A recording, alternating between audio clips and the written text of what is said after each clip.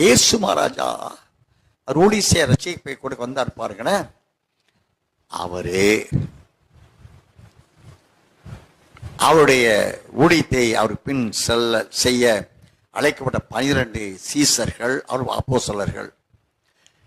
மொத்தம் சீசர்கள் 12 பேர், ஏசப்பா 13 பேருங்க.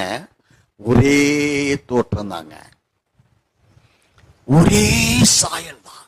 அதனாலதான் இயேசு யார் என்பதை கெத்செமனே தோட்டத்தை காட்டி கொடுப்பதற்கு ஒரு காட்டி கொடுக்கிறவன் தேவை பிரதான ஆசாரியர்களுக்கு.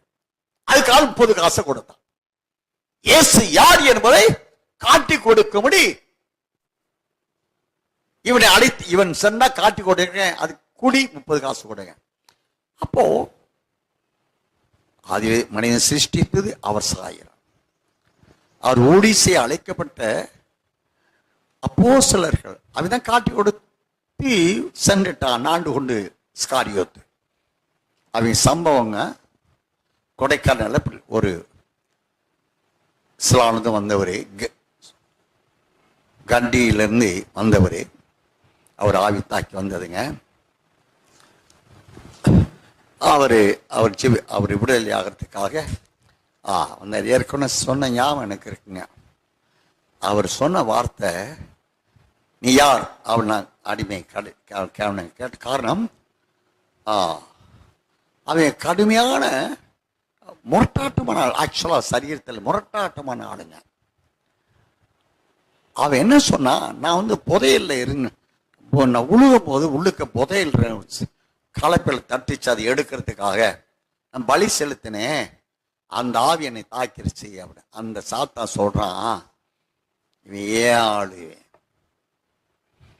அப்படி பல காரியம் சொல்லி யாரையும் நான் வாழ விட மாட்டேன், ஏசு ஏற்றுக்குள்ள ஒருத்தரை விட மாட்டேன். அதன் வருங்க ஒரு பாஸ்டர், அவர் பேரு யுவா சாமுவேல், அவருக்கு இதே ஆவிங்க.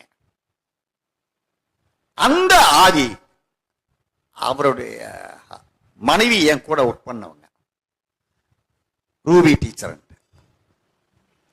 அந்த சாருக்கு கொண்டு வந்தாங்க. செபிக்கும் போதே அந்த சாரம் உருட்டி எடுத்துங்க, அந்த மனுஷனுடைய நாக்கு பார்த்து இவ்வளவு தொங்குதுங்க, ரத்தம் அப்படியே சொட்டு சுட வடியுது, கடிச்சு நாக்க கடிச்சு.